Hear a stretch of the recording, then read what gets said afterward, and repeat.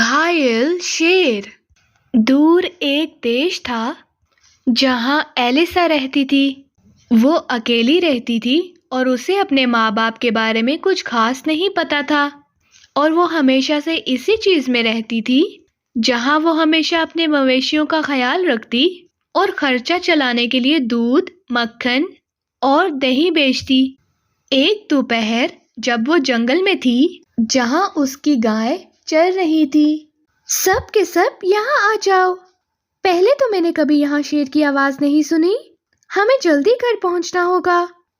1 minute रुको। शेर को सुनकर लग रहा है वो घायल है। उसे ऐसे नहीं छोड़ सकते। तुम सब यहीं रुको। एलिसा शेर को देखने के लिए गई। उसने देखा कि वो पेड़ के नीचे बैठा है। ओहो, बेचारा शेर। चलो मैं तुम्हारी मदद कर देती हूँ, पर याद रखना मेरे दोस्त, मैं तुम्हारी मददगार हूँ, खाना नहीं। हाँ, अब मेरी बात सुनो।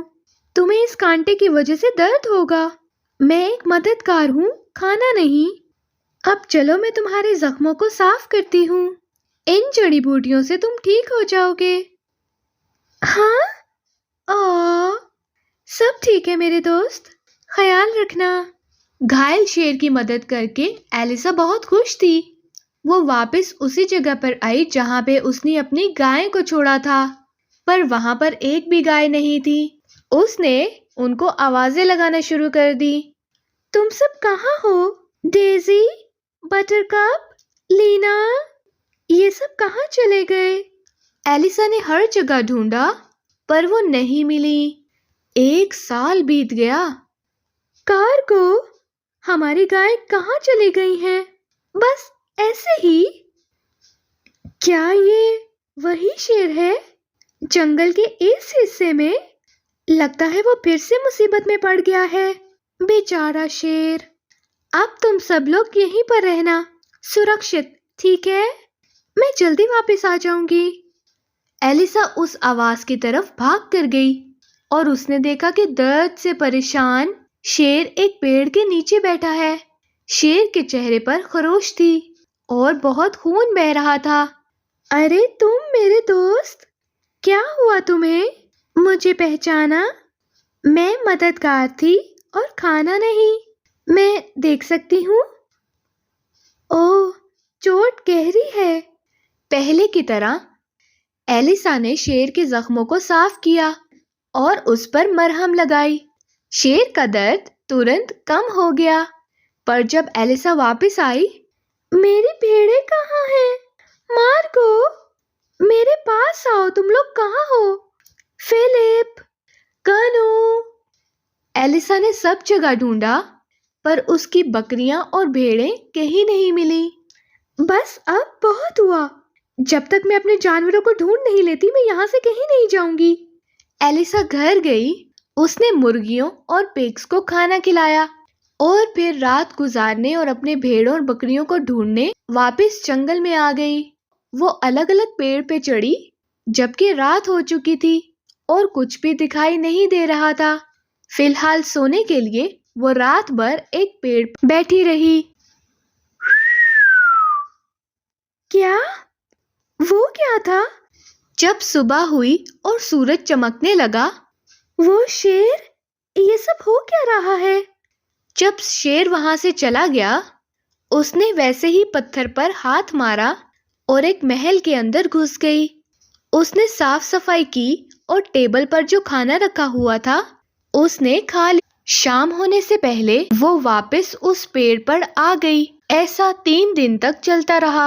आखिर में एलिसा कुछ सवालों का जवाब चाहिए था। उस लड़के ने एलिसा का रास्ता रोका और कहा कि तुम थी वो जो मेरे महल में काफी दिनों से आ रही हो। उसने कहा कि मैं हैरान नहीं हूँ, शेर और तुम्हारे बीच क्या चल रहा है? उसने एलिसा से कहा कि मेरे साथ आओ। उसने बताया कि वो दूर एक देश में राजकुमार है।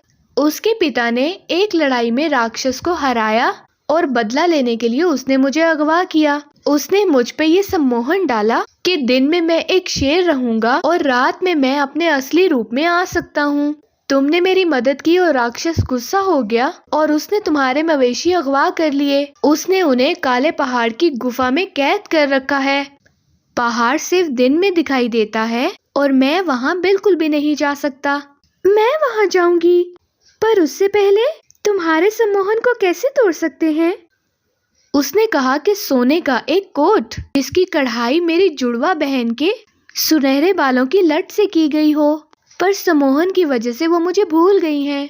उसने कहा कि मैं वो कोट कैसे ला सकता हूँ। मैं तुम्हारे लिए लेकर आऊंगी। उसने कहा कि तुम लाओगी? मेरा देश तो यहाँ से बहुत दूर है। मैं जाऊंगी, पर जाने से पहले और अपनी मुर्गियों, पिग्स और बतखों की देखभाल करने के लिए मुझे एक जगह की जरूरत होगी। उसने कहा कि ठीक है, उन्हें यहीं छोड़ दो। उसने बोला कि मैं इनकी अच्छे से देखभाल करने का वादा करता हूँ। राजकुमार ने एलिसा को अपने राज्य का रास्ता बताया। उसने काफी देर तक यात्रा की और आखिर में वो महल पहुंच गई। बाहर खड़े आदमी ने उसे रोका और पूछा कि ऐसे कहाँ अंदर चली जा रही हो? मैं एक गरीब अनाथ हूँ और मैं नौकरी ढूंढ रही हूँ। एलिसा ने कहा कि प्लीज मुझे अंदर आने दीजिए। उसने एलिसा को रोक दिया और कहा कि तुम ऐसे अंदर नहीं जा सकती। उसी समय एक औरत आई और उसने पूछा कि कौन आया है। एलिसा ने बताया कि वो काम की तलाश में है। उसने उस औरत की मिन्नत की और कहा कि प्लीज मेरे पास और कोई रास्ता नहीं है जाने का। उस औरत ने एलिसा से पूछा कि तुम क्या काम कर सकती हो। एलिसा ने खुशी से बताया कि वो मवेशियों की देखभाल कर सकती है और वो घायल जानवरों को ठीक कर सकती है। उस औरत ने कहा वैसे तो हमें एक देखभाल करने वाला कोई चाहिए तो था। उसने कहा एलिसा को ठीक है, तुम अंदर आ जाओ। तो एलिसा को महल में नौकरी मिल गई। वो ईमानदार और बहुत मेहनती थी, इसलिए जल्दी ही सब लोग उसे पसंद करने लगे।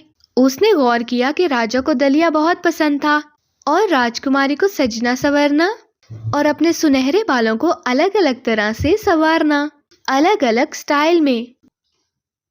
एलिसा ने कहा तो आज मैं राजा के लिए दलिया बनाऊं? इसके लिए मैं ताज़ा दूध लाई हूँ। उसने कहा ठीक है, तुम बना लो। दलिया में एलिसा ने खास तरह का एक शहद मिलाया जो सिर्फ उसके देश में ही मिलता था। एलिसा ने कहा कि दलिया तैयार है, इसे चख कर देखिए हुजूर। उसने कहा कि ऐसा स्वादिष्ट दलिया मैंने तो कभी नहीं खाया। उसने बोला कि राजा को भी यकीनन पसंद आएगा। उसने एलिसा को बताया कि दरअसल राजा से कुछ मिलने कुछ लोग आ रहे हैं कल। उसने कहा कि नाश्ते में कल तुम दलिया ही बनाना। एलिसा ने कहा कि ये भी कोई पूछने की बात है, तो क्या मैं ये दलिया राजकुमारी को भी खिलाऊं? उसने कहा जरूर। आपका नाश्ता राजकुमारी, जिस तरह तुमने अपने बाल बांधे हैं मुझे भी वो बहुत पसंद है। शुक्रिया राजकुमारी। क्या तुम मेरे बाल भी इसी तरह बांध सकती हो? पिताजी से मिलने कल कुछ लोग आ रहे हैं और मैं सुंदर दिखना चाहती हूँ। बिल्कुल राजकुमारी। एलिसा ने दलिया बनाया और राजकुमारी के बाल भी। वो लोग काफी प्रभावित हुए और राजा और राजकुमारी एलिसा से भी बहुत खुश थे। प्रिंस ने कहा कि तुम इनाम की हकदार हो बेटा। माफ कीजिए मेरे महाराज, जो इनाम मुझे चाहिए वो थोड़ा अजीब है, पर मेरा यकीन कीजिए ये एक अच्छे काम के लिए है। इसके लिए मेरी जान पर रहम कीजिए। प्रिंस ने कहा कि अब मैं भी थोड़ा हैरान हूँ। उसने कहा कि डरने की कोई जरूरत नहीं है, मुझे तुम पे भरोसा है।